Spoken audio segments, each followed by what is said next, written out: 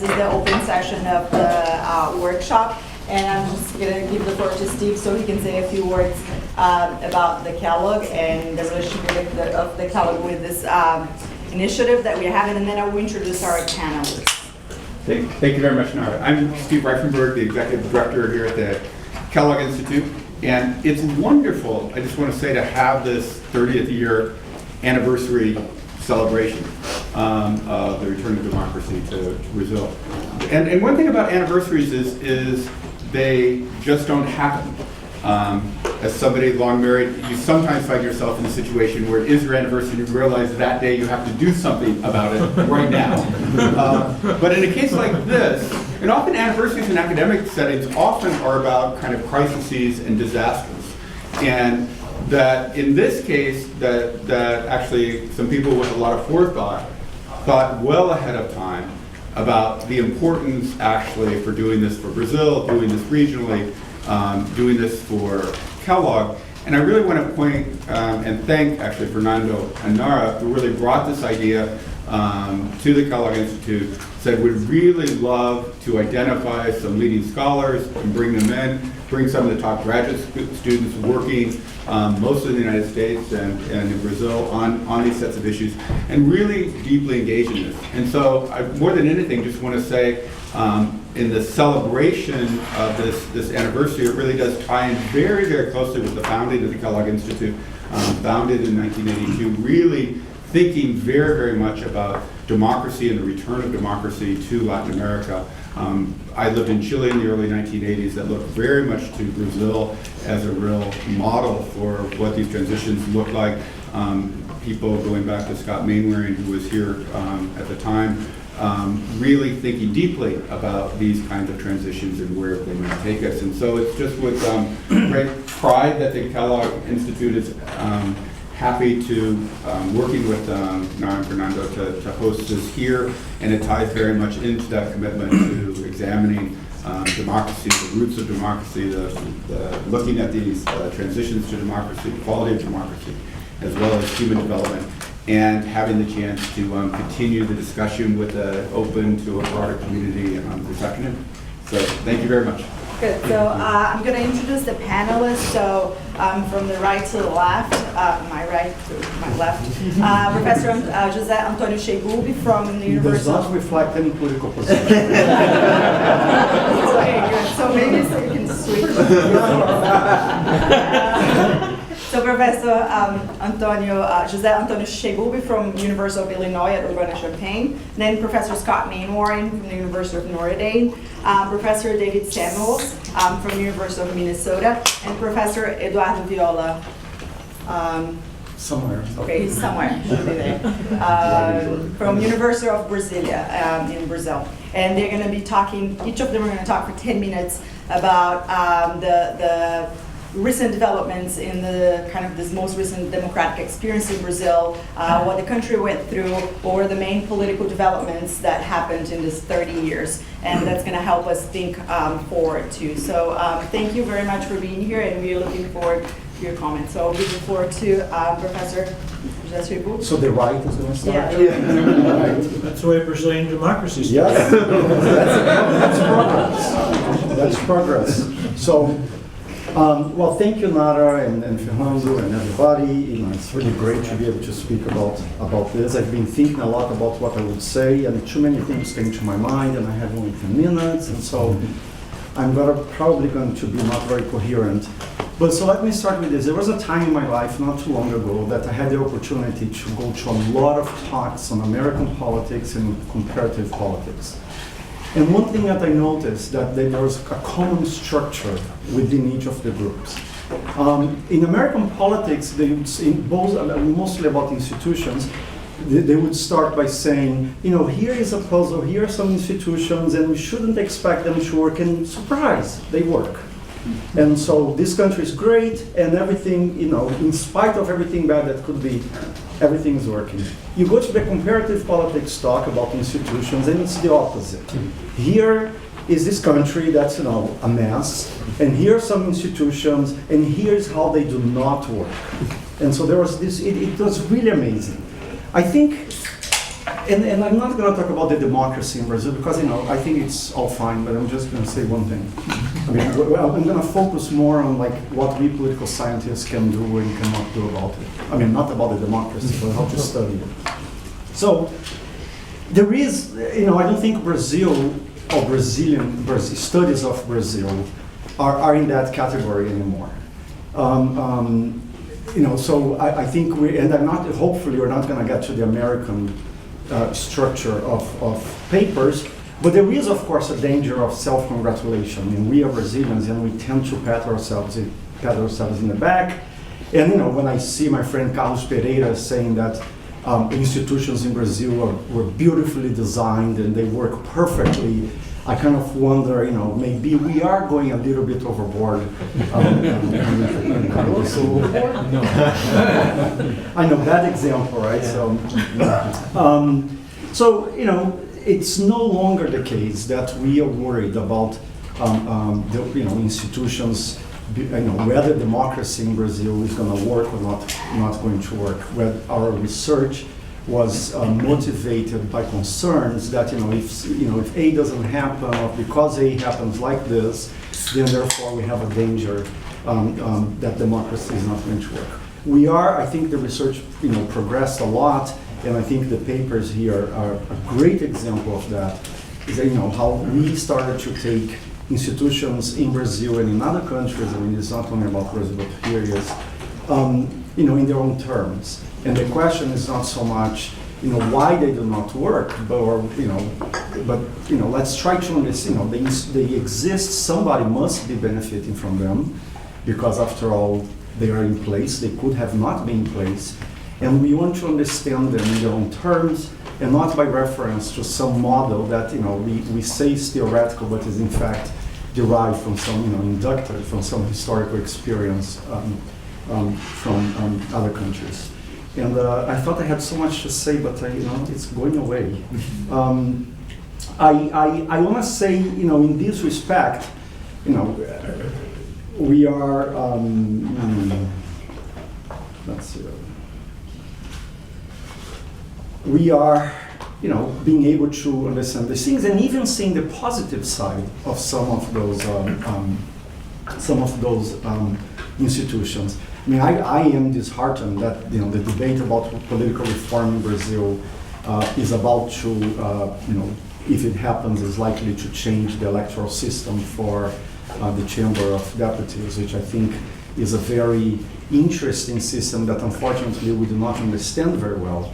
But one thing that has been in my mind, which we are now have the space to say, but it hasn't been said, is that there is one attribute of, for example, the open SPR system that it's normative but has implications for the way we understand it, which is unlike any other electoral system, well, not any, but unlike most of the options in place or most of the big alternatives we have of electoral reform, open SPR system allows voters to choose their own constituency.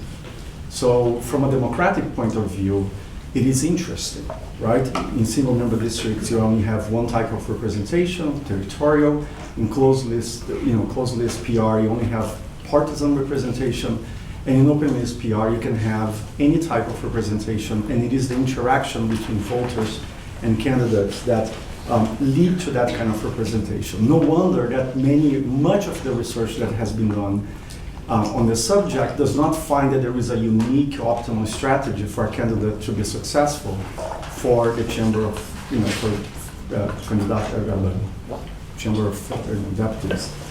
So the reason I say that is that I think by thinking about this, not only we kind of start to inform our research differently, but we kind of inform the political debate that goes on in Brazil. Never before, I'm currently engaged, and I'm going to plug in my research here a little bit, but I'm currently engaged on a project that studies the functioning of the open SPR system in Brazil. And the findings that we're getting are amazing in terms of the level of coordination or intra-party list coordination that we can observe, and I can go on and on about that here. But so it's disheartening for me to see, and then for the first time in my career, I ever felt like the urge to speak up and to write something or some op-ed or whatever that could state this kind of concern. Now, why I start saying all these things in addition to wanting to plug my own research, I'm not sure. But the general point I want to make is this, and I'm almost done, right? So Yeah, we have 3 minutes. okay, so the general point is this. We are, Brazilian democracy is well, I think. Institutions are not beautifully designed because they were not designed and they were not that beautiful, particularly when they come, we consider them globally in their interaction with one another. But they work in some sense. It is this sense that I think we have to try to understand. They do not work, in the sense that many of us expect, which is a lot of the outcomes we'd like to see realized, they are not realized. Inequality, end of inequality, more provision of public goods, and all sorts of things. Now, the first question for us then is to ask, maybe these things are not happening, not so much because of the institutions, but because of some other factors that are not institutional. And so I think as a group of political scientists, we understand that our expectations should not be as inflated as I think they were at the time of the transition to democracy in Brazil and many other countries, that democracy would be sort of a panacea that would resolve a lot of the problems that, as a matter of fact, have been in place way before these institutions have ever been conceived of. Some of them, for 500 years. The other thing that I want to end with is that at the same time that we as political scientists learned how to not expect too much, I think politics in Brazil, the parties and the actors in the political system, in the political process, they too learned how not to expect too much from politics. And this, as frustrating as it is, I think is a far better attitude than the attitude that we saw that never worked so well of expecting revolutionary changes from the election of presidents or the coming of political parties to power. I think that and that's going to be the last thing I say. I think just to say that I don't have anything negative to say. I would throw on the table, maybe for discussion, that there is one thing that I do not understand why, I do not understand how to resolve, but I think is true, is that political parties and actors in general, that notion that you can survive in opposition and you do not die if you go into opposition is not there yet. That sometimes it's more, it can be strategically in your benefit to actually lose an election than to win an election, and that it is okay to stay 4 years or 8 years out of power. Unfortunately, that's not there. In my view, this is the moment when we can think that everything, is going well, but it's the moment, it's the thing that none of us, as far as I can tell, can say when is it that a country or a political system went from this moment to the other moment. When is it that people start to accept that they can lose power and be happy? Sorry, thank you. Thank you, Professor Shibu. Now, Scott Mainwaring. Thank you, Narada. I am amused by myself by thinking of a title. The title is Democracy in Brazil, 30 years, 30,000 feet above planet Earth. And so the idea of 30,000 feet above planet Earth is that I'm going to think about the long arc of democracy in Brazil, over 30 years. If we could go back to March 15th, 1985, if we had a time machine and then could forward to April 20th, 2015, what would be really striking about what has transpired in these 30 years? So I have, 6 positives, 2 neutrals, and 4 negatives, which are continuities or changes. So I have about 50 seconds for each of these. The first thing is that democracy has survived, and it has survived despite some important challenges: hyperinflation over a long period of time, and impeachment. When Bruno's father and I arrived here in July and August 1983, respectively, Bruno's dad was, a few years later, published this book, Dilemas da Consolidação Brasileira, So that was kind of, in the early going, that was one of the key questions. Would democracy survive? It's an almost ludicrous question now. No one thinks about it, and they're right to not think about it. Okay. Second thing, under democracy, and this is a huge accomplishment, of course. Under the Cardoso administration, Brazil achieved economic stabilization. So, stabilization with democracy. If you go back and read, that very fine scholar, Tom Skidmore, he said, years of inflation over 50% are going to kill, historically they've killed democracy in Latin America. Well, Brazil isn't the only case that survived hyperinflation, but it is a striking case. Third point, if you could flip from 1985 to 2015, of course you would see an extraordinary reduction in poverty and a meaningful reduction in inequality. These are extraordinary accomplishments, especially in a country, that in 1985 had many strengths, but at the same time it had this awful history of extraordinary inequality and of course very high levels of poverty. The fourth thing, which is very striking to me, is that the institutionalization of the party system over time. And when you looked at 1985, and especially if you could fast forward to 1988, this was a party system that came undone to a very significant degree. And there was a pretty long period of, party entrance, of governing parties that just got crushed. And over time, I think the institutionalization of the party system has been somewhat uneven, but if you compare almost every meaningful indicator of party system institutionalization, Brazil scores high compared to the Latin American average, and it scores, on some of these indicators, it scores, around the Western European average. So some striking positive institutional developments. The fifth thing that I want to mention as, again, something that is very striking, a striking accomplishment over this period of 30 years, is the expansion of democracy across the territory of the country, right? So, if you could go back to 1985, most of you are aware of this, but there were these, pockets, if one wants to use a provocative term, right, where you had subnational competitive authoritarianism. Competitive authoritarianism, that's what I meant to say. So, you had the same party in place forever. They ruled almost all the municipalities. They governed in ways that were not fully democratic. The playing field was not fully democratic. The respect for rights, for opposition rights, civil liberties, was not what one expects in democracies. Now, I'm sure that one could still find small isolated parts of Brazil where that's true today. But now it's the rare exception. In 1985, in the Amazon in the Northeast, it was not at all the rare exception. It was very common.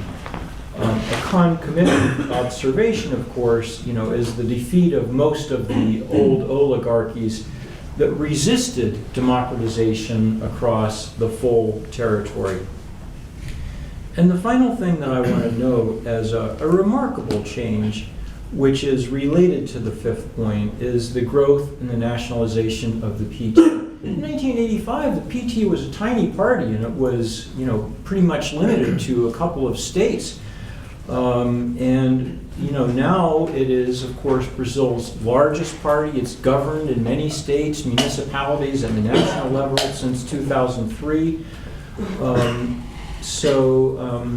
And of course, the growth of the PT was one of the driving factors behind the nationalization of democracy at the subnational level. A couple remarkable changes over time that I see as neutral in terms of, normative democratic terms. First, the extraordinary fragmentation of the party system. In 1985, you had 3 major parties plus the PDT, the PT, and now in a cross-national data set, Brazil has the most fragmented party system in the democratic history of Latin America at a minimum. I am not aware of any case in world democratic history that is comparable in terms of fragmentation.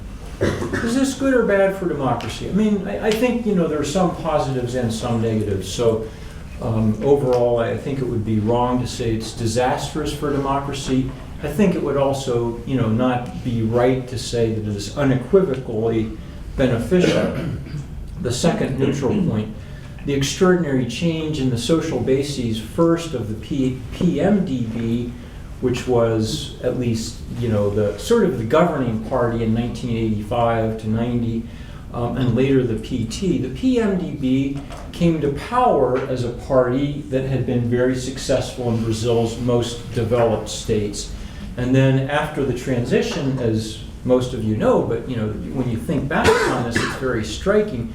It became a more significant player in the poorer states, and of course the PT later followed that same trajectory. So one could say that this is part of a long story of parties in power changing where they are most electorally successful, and then thinking about why that change transpires. I don't really have time to get into this.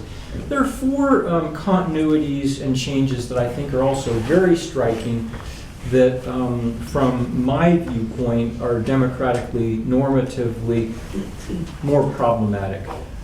The first is the transformation of the PT from a party that was, ran and practiced clean government.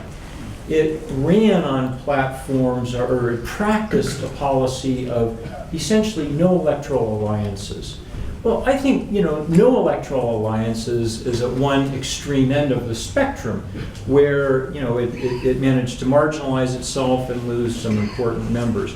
But on the other hand, the alliance with the far, the far right I'm not sure I should say far right in Brazil, but certainly the right in Brazil has led to programmatic mishmash. It has contributed to multiple corruption scandals. So I see that as mostly negative.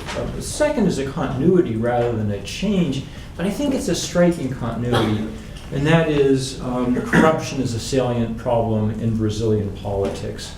That was something that it was in such a problem in the 1980s, and it remains a very, very central problem today. Third and related, the persistence of clientelism and patronage as major ways of transacting politics. Mariana's paper, of course, is about that very subject. And then fourth, since Naira is threatening me, the deep disenchantment and cynicism about democratic politics. Of course, when, in 1985, I think José Antonio is right, there was exaggerated enthusiasm and optimism. And disenchantment is not an uncommon process. It's the normal process. There's a really interesting Spanish book with the great title, La España que bosteza, right? Democratic politics is boring.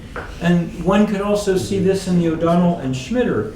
But as Naira's, I think, excellent dissertation suggests, the magnitude of cynicism and disenchantment with democratic politics in Brazil is itself a problem for democracy. I went 23 seconds over. Made you still. Professor David. I hope I don't go too far over that. The question I want to explore is related to what Jose and Scott were talking about is, what have we learned about Brazil's core institutional dilemma of coalition presidentialism?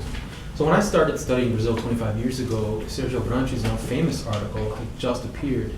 And initially, many interpreted that article pessimistically, but opinion then swung to the more optimistic view. Things will work out fine. Now, my own view lies somewhere in the middle. We don't have to go into that. Brazil works. That's the bottom line. Brazil works, but not always well. And the question is why. So how do we answer that question? The most insightful and important contribution, in my view, comes from Otávio Amorim Neto, who built on Abrantes and argued that factors that drive presidential success and party cohesion don't really include ideology, pork barreling, and I can admit federalism, or even presidents and parties' agenda power, as other scholars have focused on. He said the key factor explaining how Brazil works is how presidents compose their cabinets, specifically whether coalition parties' legislative seat shares are proportional to their share of cabinet portfolios. So this is the wholesale politics strategy. And these two things should correspond. If that's true, we should get smooth executive-legislative relations and high party cohesion. And when we don't have this wholesale strategy, when these are out of whack, presidential success will suffer, and so the party system will look a lot more chaotic. So in addition to the electoral cycle, which we know affects cabinet stability, presidents need an ability to construct a coalition as a function of, I think, three things. First, obviously, is the size of the president's party. And we know this from Octavio's work, from Zé's work, and others, that the issue isn't simply whether the president has a majority of seats or not. Even in minority or coalition situations, the size of the president's party matters for how well the system functions. Great. Second, regardless of the size of the president's party, a coalition presidentialism works if the president is personally popular. And that's primarily a function of the economy. If the economy were good today, Dilma wouldn't have a 12% rating, even if investigators found stacks of dollars soaked in pre-salt oil in her desk. So the importance of presidential popularity is also pretty unsurprising, given what we already know about how governance works. But the third factor is that coalition presidentialism works better, and this I hope is a little more novel. It works better when the president constrains the ambitions of his or her own party, or when the president's party accepts limits on its control over the executive branch. Not all presidents have the same incentives. Otávio showed us that, but nor do all parties. And we need to learn more about variation in both presidents and party strategies, because they don't all have the same incentives to conform to Abrantes' dilemma. In some cases, like Cardoso and the Tucanos, the president and his party share the spoils equally with other parties, and the party apparently agrees to that proposition. But other parties don't. Specifically, the Lula and Dilma governments have suggested to me that coalition presidentialism can be difficult when a programmatic party holds the presidency. The PT has never accommodated itself to Abrantes' dilemma of coalition presidentialism, as various experiences under both Lula and Dilma have revealed. But both Lula and Dilma have also sought to undermine the PT's ambitions by ceding space to other parties. And so here what I'm doing is I'm drawing on a central idea in the work I did with Matt Shugart about the tensions between presidents and parties under presidentialism due to the separation of survival and origin of both branches of government. Now, there are several reasons why these incentives might diverge between a president and his or her party, creating what we call the separation of purpose across branches of government. Obviously, the president has a broad constituency, and in a fragmented party system, a party might have a relatively narrow one. But the question is, how does this incentive incompatibility impact the president's relationship with their own parties? And I think we still know relatively little about this.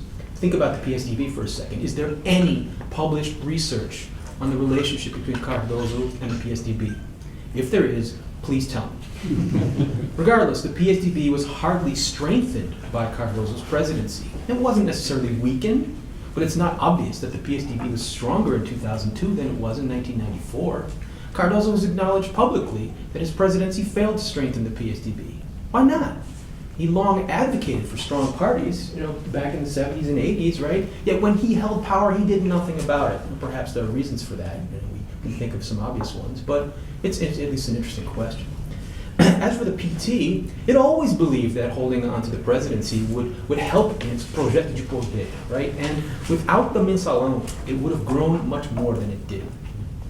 But an underappreciated facet of the mensalão is that it was a key element of the way the PT confronted the dilemmas of coalition presidentialism.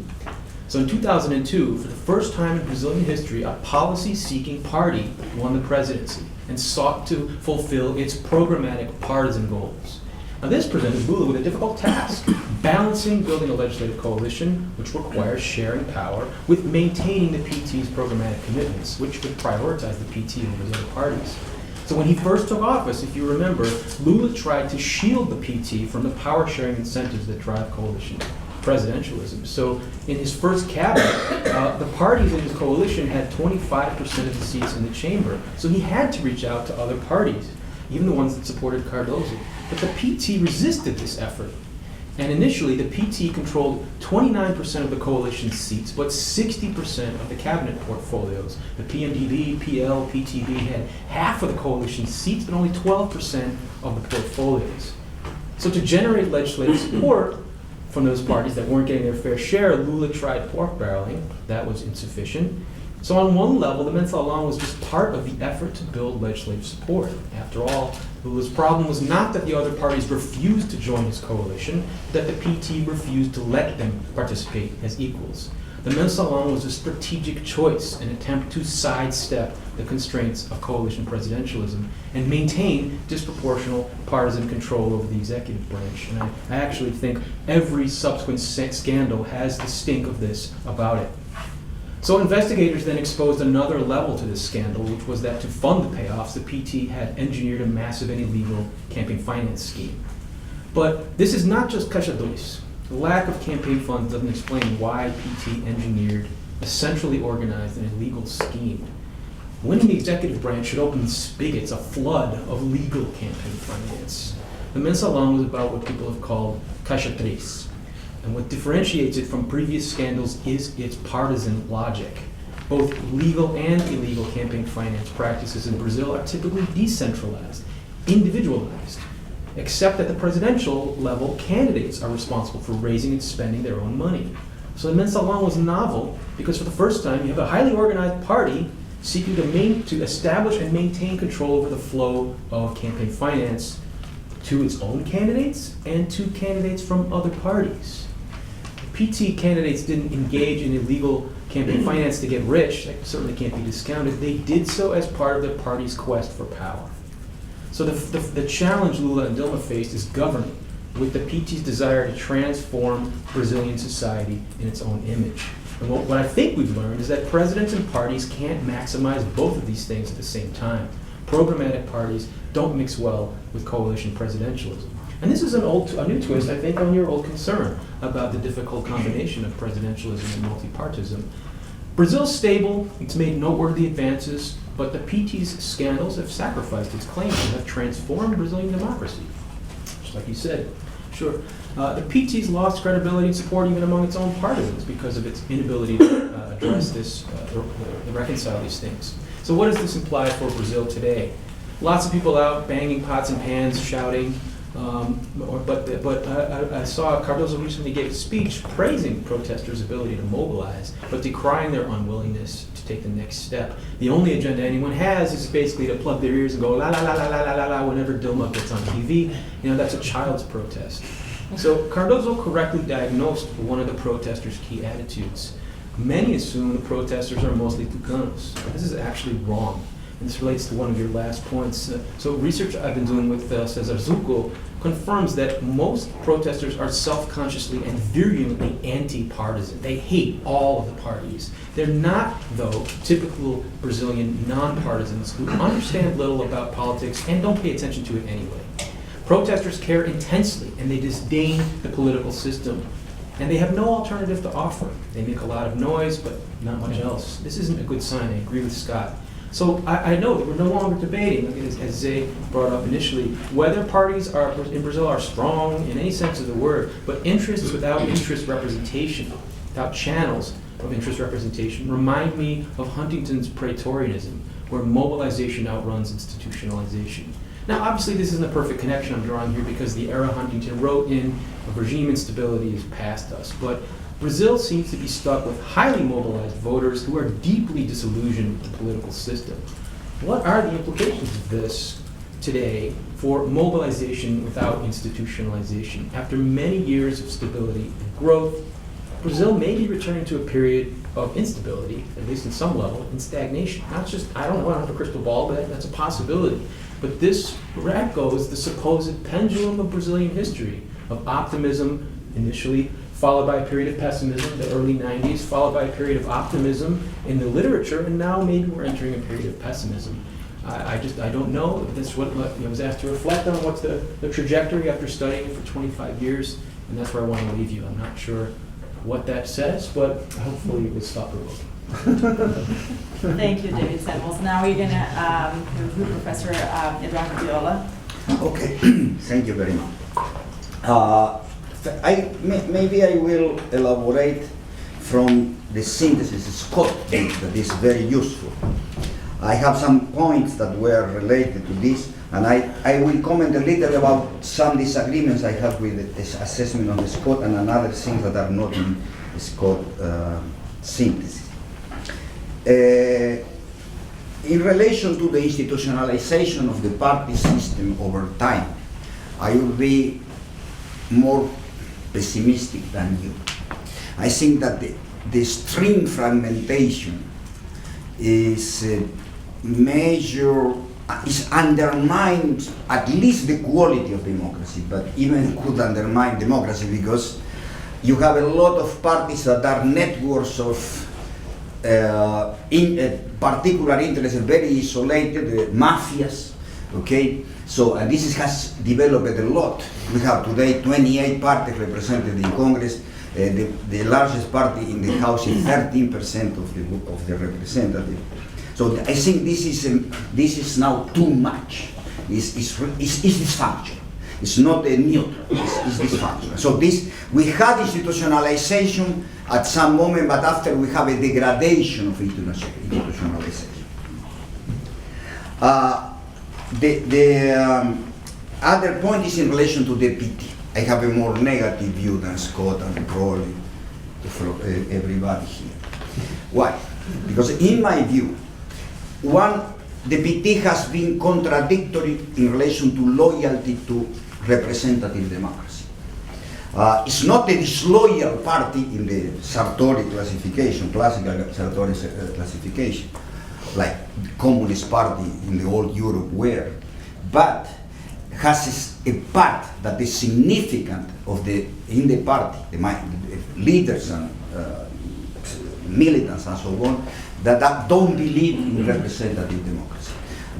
For sure, they don't believe anymore in the dictatorship of the proletariat, but they believe in something that hegemonic party control forever. Okay, this is a major problem. So the PT, among the largest party for the country, the PT is the only one that has a component of disloyalty to representative democracy. And this is something that undermines Brazilian democracy, though doesn't have the capacity of destroying Brazilian democracy.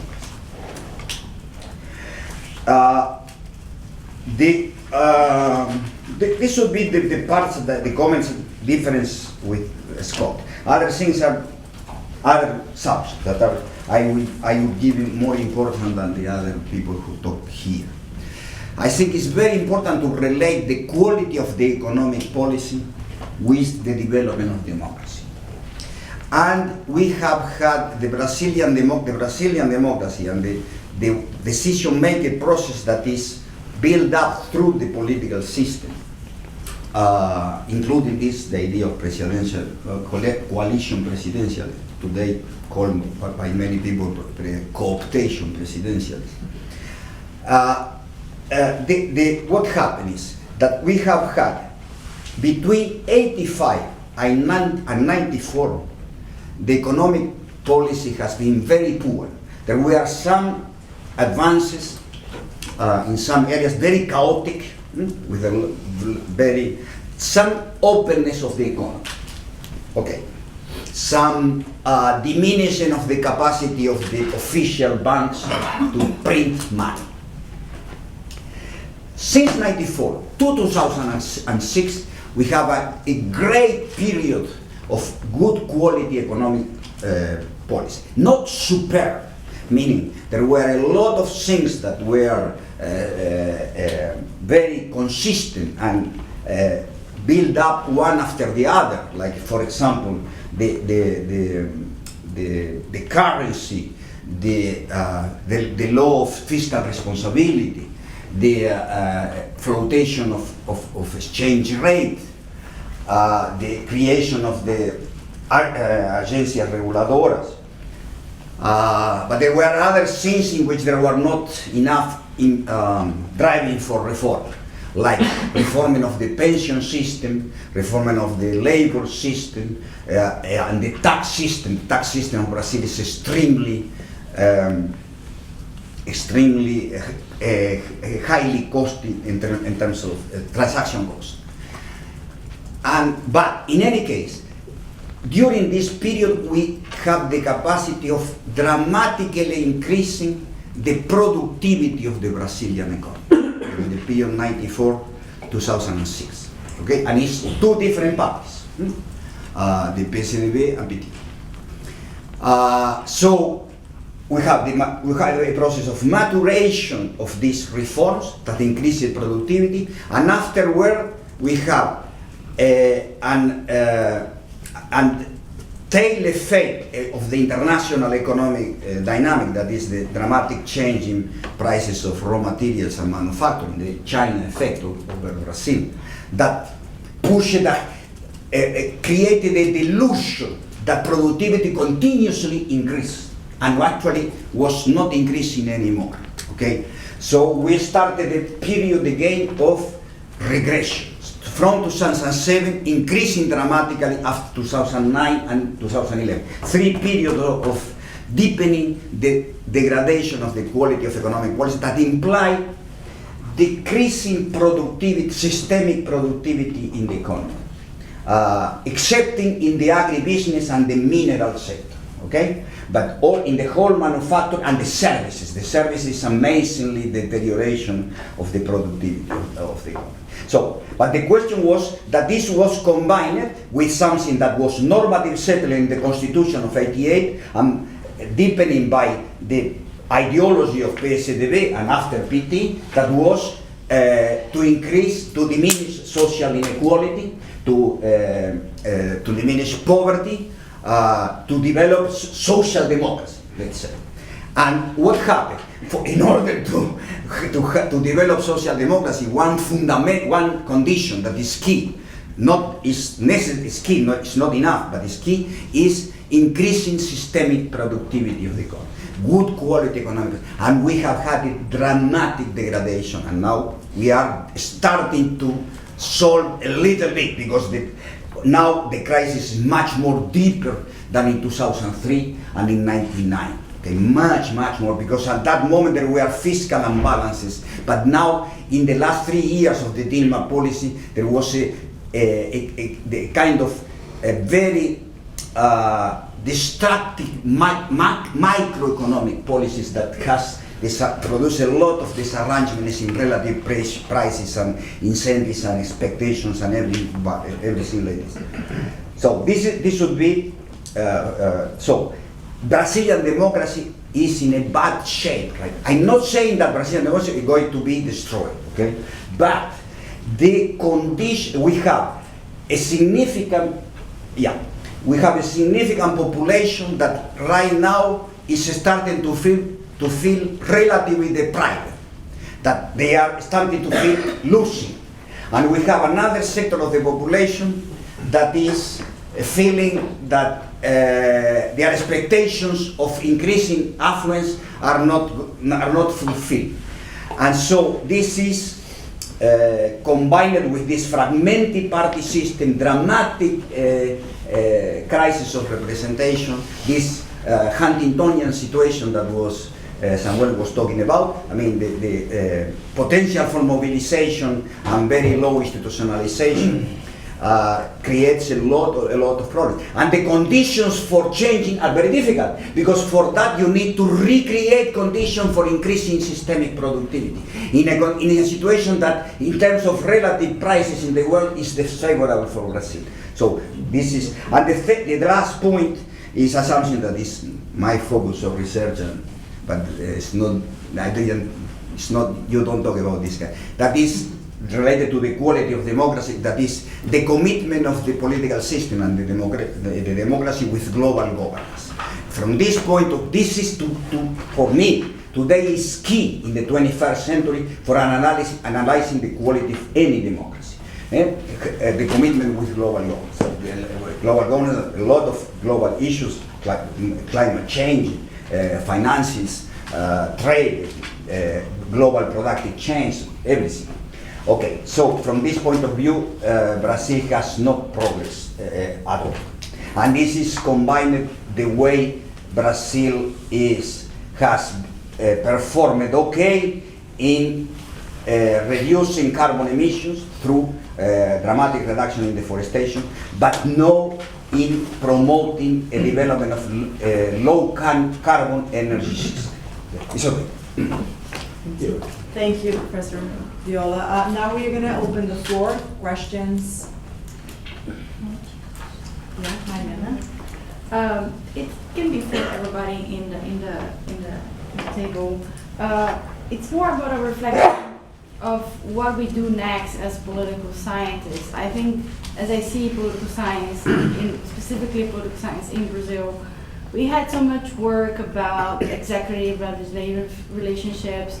It's important work saying that actually institutions work, what should be said, but I think we failed to grasp something that we had evidence that from political opinion survey, for example, that the low support for democracy among voters in Brazil in general.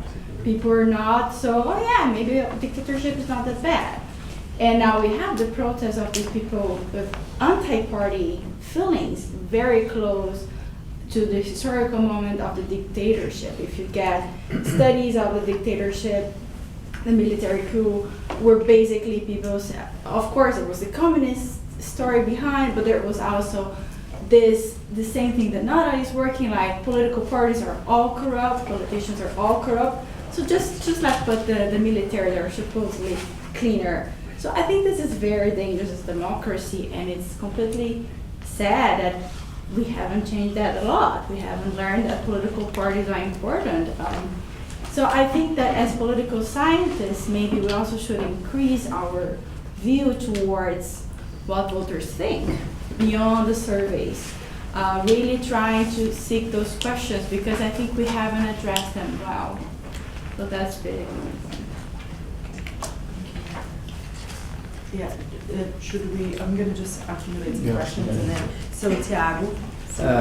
Yeah, my question is linked to the first part of Mariana's question, and it has to do with the, like when we say that the democracy in Brazil is working now, we know that the literature like really focused on the power of the president and also the legislative power, the prerogatives of the president. So it was, we are always getting this point as the mechanism that's making the democracy stable in Brazil.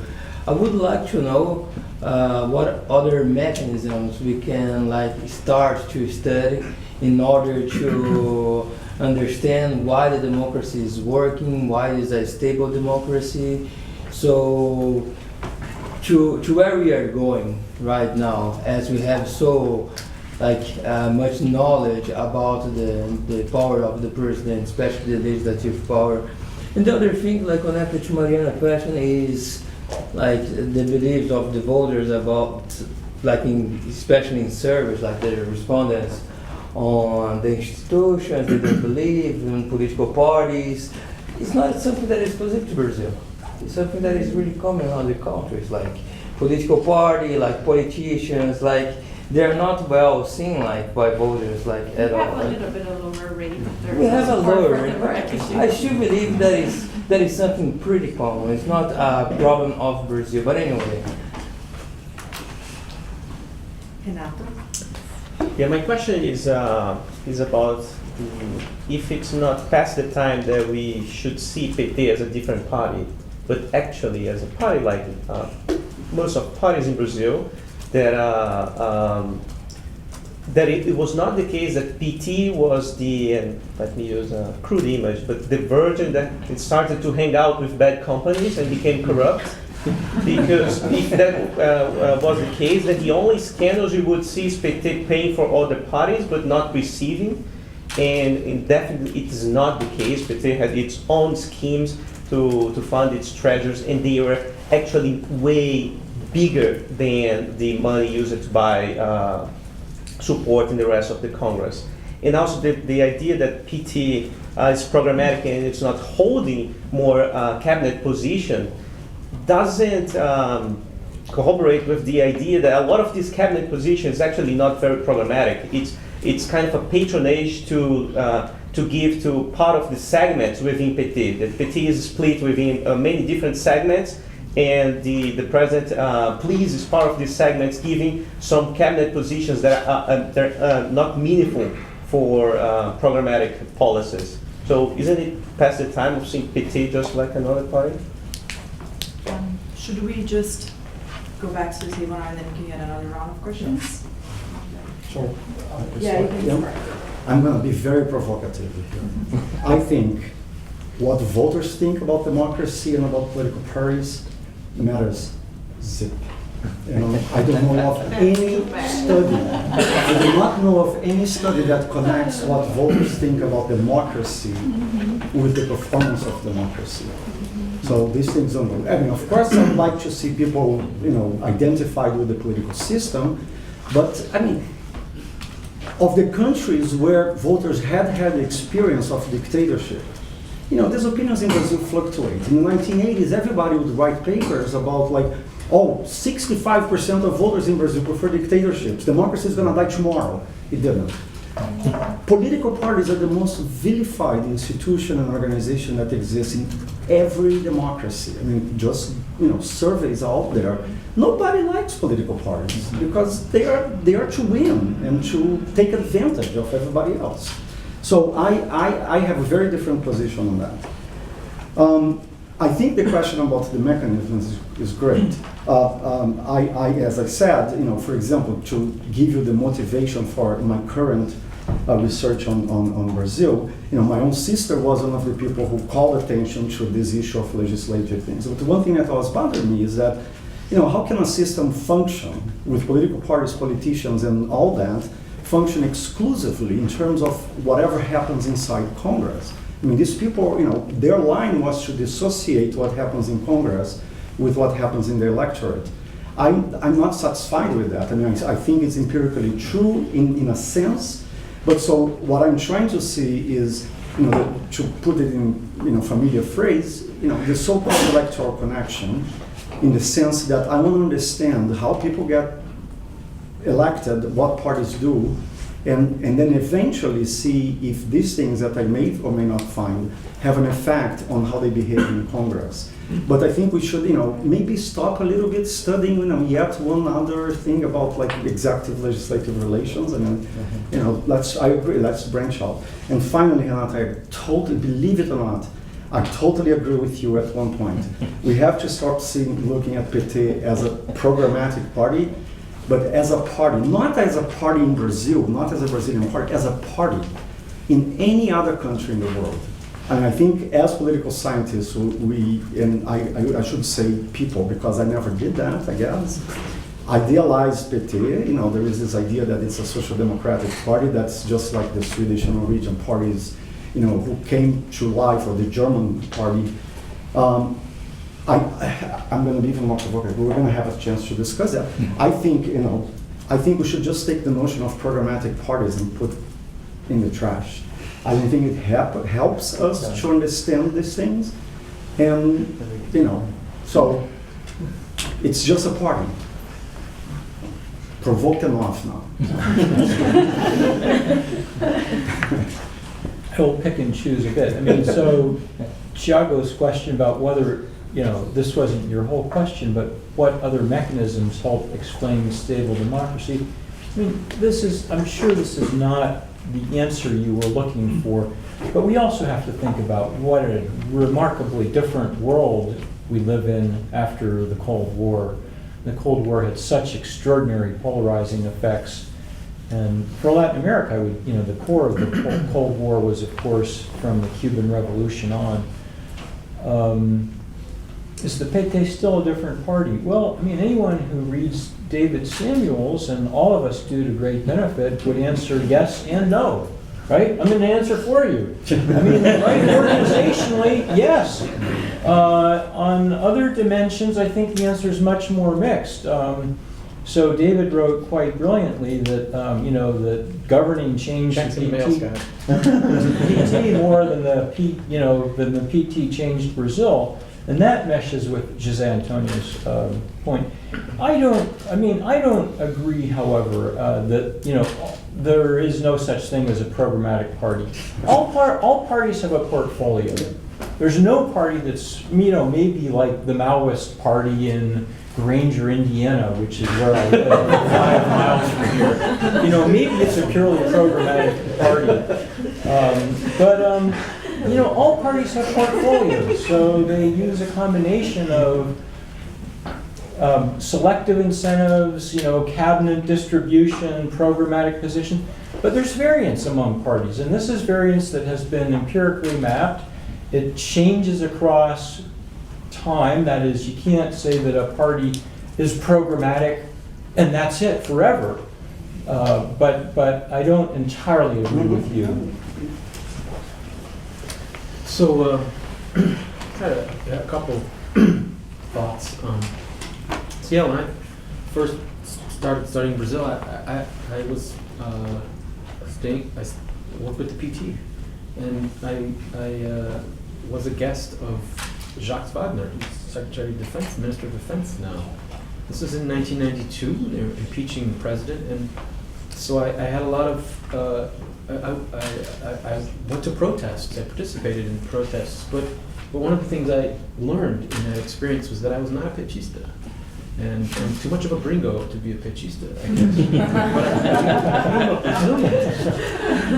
I've leveraged that connection with the PT for a lot of research, but obviously I didn't do my dissertation on the PT. I came back to it much later. I think that was some of the smartest advice I got as a grad student was Gary Cox said, "How many books exist on the PT?" He said, "1 in English," and he said, "That's enough for now." Any textbook. Do something else.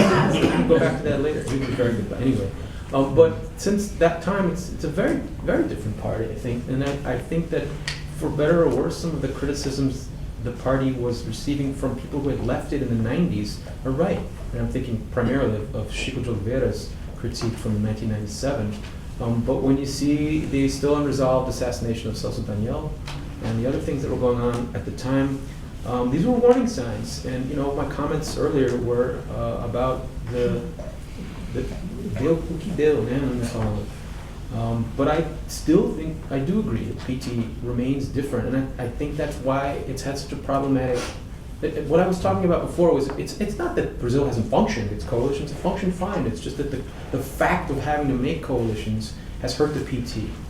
And that could be good if you don't like the PT, or it could be bad if you like the PT, but it's just that the way the party has reacted or acted under coalition presidentialism is certainly different from the way the PSDB acted, reacted, and whether it gained or lost as a result of that. So I think that's I don't think we should shift away necessarily from studying parties and executive legislative relations. I just think there are questions that we haven't really explored enough in this in that area. So the second thing that I want to talk about in terms to Mariana's question also about what we should study, and I noticed on the agenda here before I came there are really only 2 papers that explore public opinion. For all of the questions you guys had about, well, shouldn't we shift away from studying vetoes and agenda? There are some papers that aren't necessarily on those things, but there are only 2 papers using public opinion data.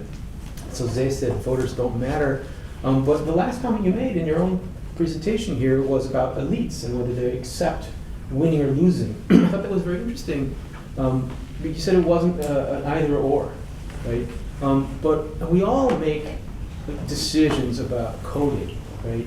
And when you code democracy or dictatorship, you make it an either or, right? And so my difference with you would be because I don't think it's always an either or, and the distinction, the gray area, lies with the connection between elites and voters. Elites will act and react based on what they think voters are going to do, right? Of course. So we actually agree on this. So I built my career on what elites do, but I've turned towards voter behavior now. I think that's really an important path for us to follow. The problem is, in answer to Mariana's question, one you raised earlier, which was Brazil didn't have data till 2002 didn't have a national sample survey till 2002. So with voter behavior questions on it. So this is still kind of infancy relative to American politics or European politics. But today, you know, who are these people banging pots and pans? You know, Datafolha goes out and interviews those people, but, well, what about a national sample on the same day? You know, why don't they do that? Well, they're not paid to do that. They're paid to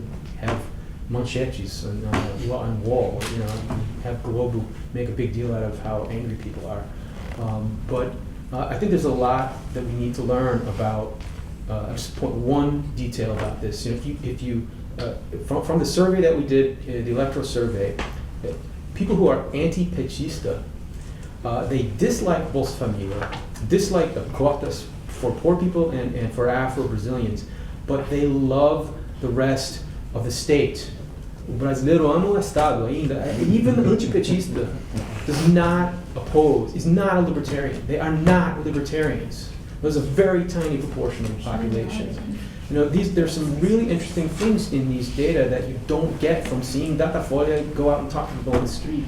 And so there's some, I think, some really important topics that we need to understand that the evolution, not just of what I focus on, petismo, anti-petismo, and why some people really still don't care, given how polarized things are.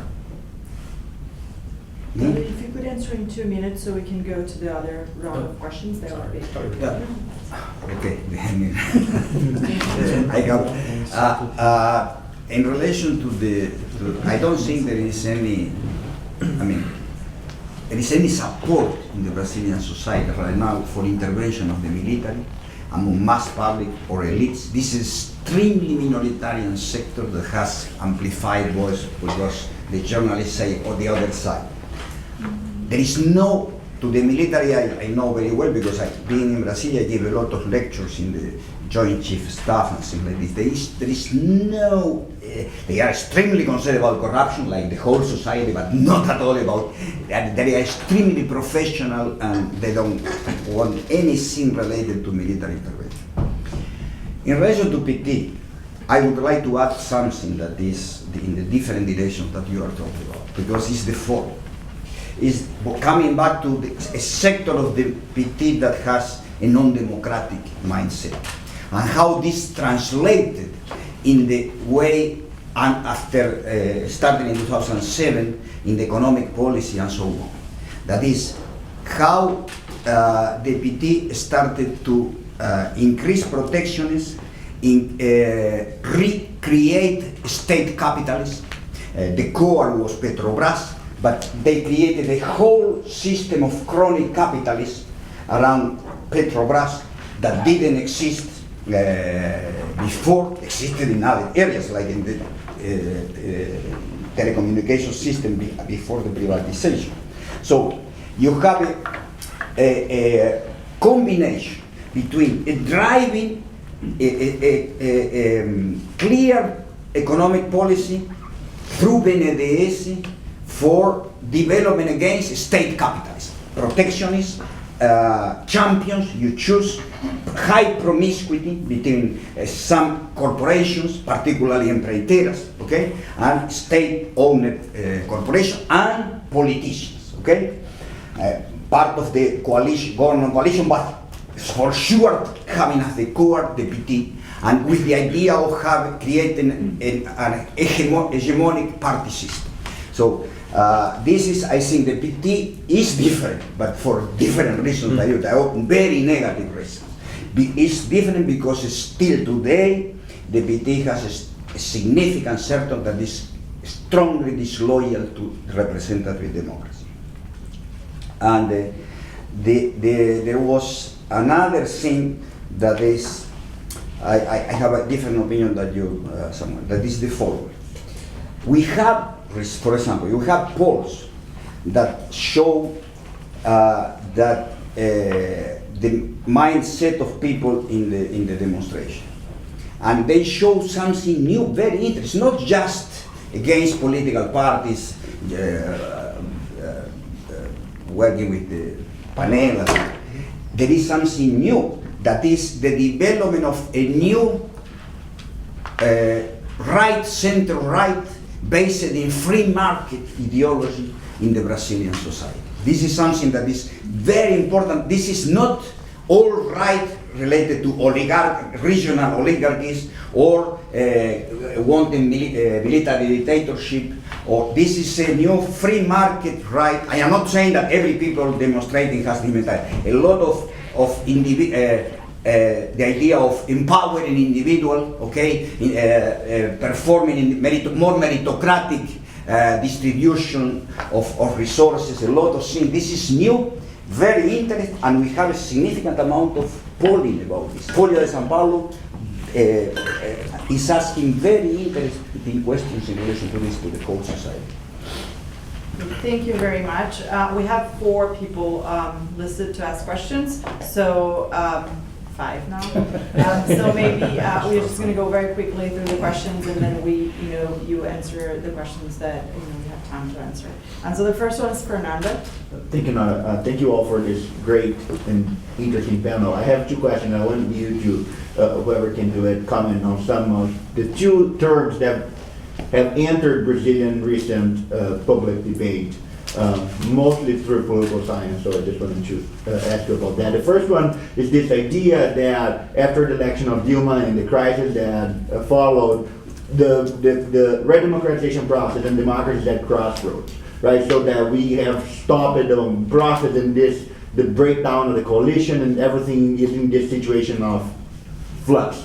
And so if you do think that this is a situation of crossroads, then what is the consequence of that? And of course, I cannot help but ask if anyone has any opinion on this idea that, although we've talked a lot about the PT and how the PT is such a strong actor for the party system, there is a lot of talking about this idea that the PMDB is actually the quintessential party for Brazilian democracy, and all the discussion that follows from the PMDBismo literature that has emerged from Brazil. So if anyone has anything to say about the role the PMDB plays.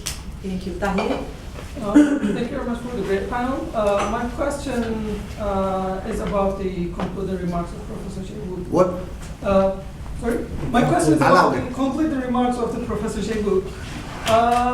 And I guess I have to say that although these questions are derived from Brazil, and I take experience as someone being have very little knowledge about Brazil and low interest, I should say that this is a more abstract question. So you talked about winning and losing and learning to lose. And of course, this is very important for the transition from authoritarian regime to democracy as well, but also during the democracy, governments should learn to lose. Yeah, I totally understand that. And as a political scientist, I think at certain points, the governing party should step back and experience being opposition, especially the government has this government fatigue. However, can we really expect that from the politicians? I mean, the whole literature about politicians, it emphasizes that they want re-election, they are office seekers. I mean, maybe it doesn't fit for every context and every single politician, but there's an obvious thing that they want to win. So as political scientists, rationally think that this is a good thing. Politicians want to win. So can we really expect this from them? And actually, this goes back to the point from Professor Viola as well. I mean, you mentioned that the Petistas have this hegemonic party motivation. But I tend to believe that this is an outcome rather than a motivation, because they obviously want to win, and hence party wants to win, and when it combines with the popular election, when it repeats multiple times, then we end up with a hegemonic party, rather than them wanting to hegemonically rule the country. And this is maybe a bug in the democratic system, but this is part of it. Obviously we don't want same people ruling in the democratic system. That's why we have term limits. But we cannot, although we have term limits for presidents, we cannot have term limits for the parties. So unless the politicians step back and say, okay, we are not gonna run next term, can we expect to definitely escape from a possibility of having a hegemonic party that is part of the democratic system, although maybe it's a bug? Lucas? So I want to put some comparativeness to the discussion. And I think if this conference had taken place 5 years ago, we would have a very different tone in the comments. So something happened in recent times that made the overall scenario deteriorates. And not only in Brazil, but also in other left-wing governments in the region. Obviously, these countries are all different. Argentina and Venezuela are very different than Brazil. But it seems that the model they were employing is simply exhausted. And well, allow me to stretch a little bit. During the ISI, there was also the idea that at some point, the model exhausted and bureaucratic authoritarianism took place. So my question is, what should we expect from this? How will these parties, left-wing parties, will evolve from this model that seems exhausted? Okay. So I will make like 2 questions, and then you can choose either one. One is like related to the point that Professor Viola raised, which is the fact that we have a sizable number of center to right and right-wing voters that would, and those voters are not represented by any party. PSDB refuses to represent those people. Other parties like Democratas would be perfect for that. They are merging with PTB, maybe they will disappear. So, and then you look at parties in Brazil, they are all socialistas, trabalhistas, whatever. And on the right, you don't have almost, PP, PRB, and so on. So why do not we have parties that want to get those voters? It's because they think they will pass the bill. It is because they think they will get those voters on the right by default. Why? Why is that not occurring? Is the phenomenon of that Professor Leoncio Martins Rodrigues talked about, the ashamed right, is still in place, is still alive in Brazil? The second question is, why do we have this polarization at the presidential level between PT and PSDB? Why don't parties like PMDB try to fight for the presidency? Even if they lose, they can bargain in the second round, they can benefit from it, but they don't do that. So why do you think, in your opinion, that PT and PSDB are monopolizing the presidential elections in Brazil? Well, it's a very short one. I'm taking advantage of an analogy with the question about ISI. It's commonplace these days that so far we have ran the easy path and we survived for 20 years, and because we achieved a lot more than actually, if not in 85, at least in 90, we were realistically allowed to expect. If I talk with some friends by early 90s that the next election we will have Fernando Henrique Cardoso and he will govern for 2 mandates, and then it will come Lula and 2 mandates to him, and everybody would think we were crazy. Now come back to real world, it's not going to happen.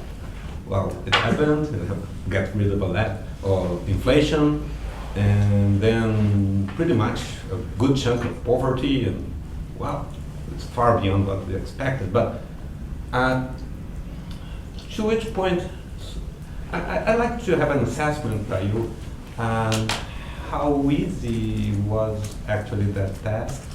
How was the stress? I don't know. Somehow, once we are here, the stakes are higher, perhaps, and the demand of efficiency and high productivity and a kind of a harder agenda starts to confront us. And I would like to know, is, we have a hard economic conversation about that, but I don't want to pull in that direction. But I'd like to hear about you if you think that it has any translation on politics, in the sense of how far we can go with the analogy of a higher demand of efficiency and high productivity in the economy translates to the political system. Will we need, we were able to work, and we worked. Okay, will we need to work more efficiently from now even in the political system? Perhaps a system that was enough to bring us here, will it be enough to take us further away? So these are all really insightful questions, but it's 2 p.m. now, and I suggest that we maybe address some of them later on throughout the day, or maybe at dinner, unless any of you wants to fight back and you're just a grad student.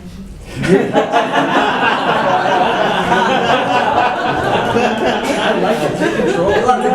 Your Honor, I have an amendment. You're a graduate student of mine. You're fired.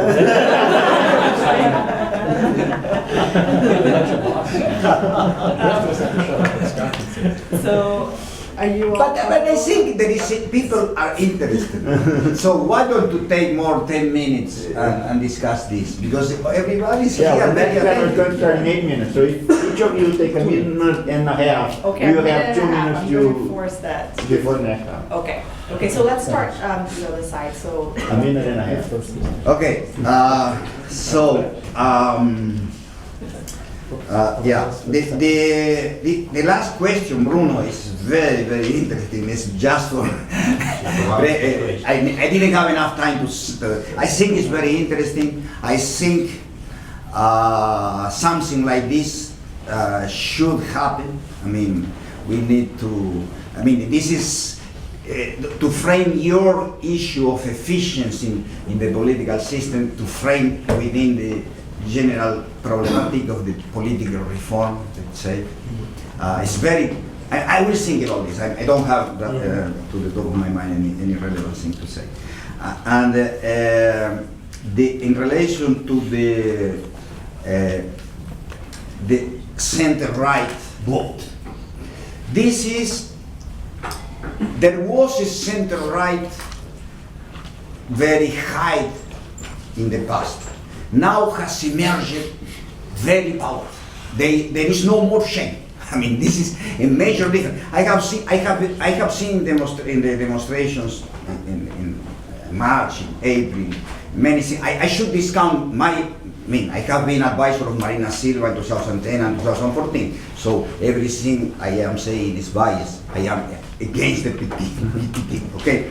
But I think there is a new, very interesting center-right that could go in a more, let's say, more to the center with new issues like sustainability, low carbon development, and meritocratic education, science and technology and innovation, or could go a lot in the direction of conservative, narrow issues against abortion, the legalization of drugs, this kind of thing. So it's a still open question, but it's a base for a new center-right vote, and there is no shame, and probably there will be new parties that will represent this center-right. I mean, not immediately necessarily, but this is going to happen. Thank you. I'm going to disagree. Okay. And so try to answer the questions about PSDB, PT being, part of it is accidental. Cardoso being in the right place at the right time, presidentialism, ambitious, PT always having someone ambitious for that. But I think part of the reason is that the way that the other parties do politics, principally PMDB is your question, somebody asked a question about PMDB, has very little to do with these programmatic commitments.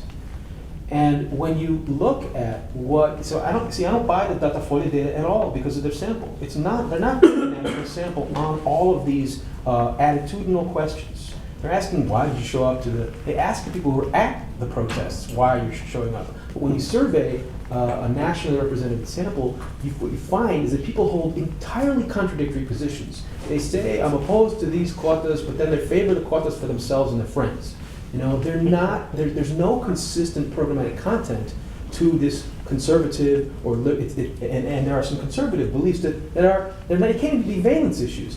Abortion. Everybody opposes abortion in Brazil. They're not going to make a campaign on that and differentiate themselves from anybody. You know, so there's some issues that in the U.S. differentiate voter in other countries, but don't in Brazil. And on these other issues, it's a very small chunk of the population that is actually classically liberal. 5% maybe. It's not going to be the basis for a successful party that could launch a presidential candidate. I can show you the data. I have it on my iPad. Well, a lot of interesting questions and not a lot of time to discuss them. I might just, pick one. In response to Bruno's question, I mean, actually, I don't have a full answer to your question. The partial answer is, the paper that Fernando and Tim Power and I wrote, we try to partially respond to this question. What I can say is that this is really extraordinarily anomalous that you have a presidential duopoly for such a long time in the context of an extraordinarily fragmented congressional party system. I know of no similar case in world democratic history, of course, among presidential systems. So it's weird. You're right to suggest that it's weird. It's even weirder than you suggested. So, and I think part of it is, just conjunctural factors. The PT side, I think, is a little bit different because they embedded pretty strong organizational roots. They had a lot of PT identifiers until the last few years when it's plummeted. But that really meant that they, at least since 2002 or 3, they were a party that had a pretty big advantage in presidential elections. Why doesn't the PMDB launch candidates? I think partly is that, you might get a better bargain if you engage in selective candidate non-entry. I won't enter a presidential candidate who would get 0.17% of the vote if you don't enter a gubernatorial candidate in whatever state where I have a good chance of winning. Okay. So very quickly to the question on the back, I think the parties do that. What you're saying that they don't. I mean, just two examples. And if you think of the, Carrie Strong's book and arguments about why minority governments exist, it is precisely about parties choosing not to enter into government. Historically, there are several examples, but probably, I don't know if sufficiently the history of country, but the Swedish Social Democratic Party could have been in power since 1906 or 8, and it chose to stay out and just join in 1918. And so that's what parties do. They strategize. So that's why they are an organization. And to respond to some of your question and Bruno's question, I have a hypothesis, which I'm just going to throw out there. I think part of the polarization that we observe and part of the lock-in of the two parties is one fact that perhaps with the exception of 1930, happened in 2002, which is the first alternation in power, real alternation in power in Brazil, in which you have elites, new elites, that come to power and destructure all the networks that existed prior to that. No wonder that there is this sensation or this feeling that corruption has never been so high, because there are lots of displaced people who were not displaced before. But that's just a hypothesis. So thank you very much for all of the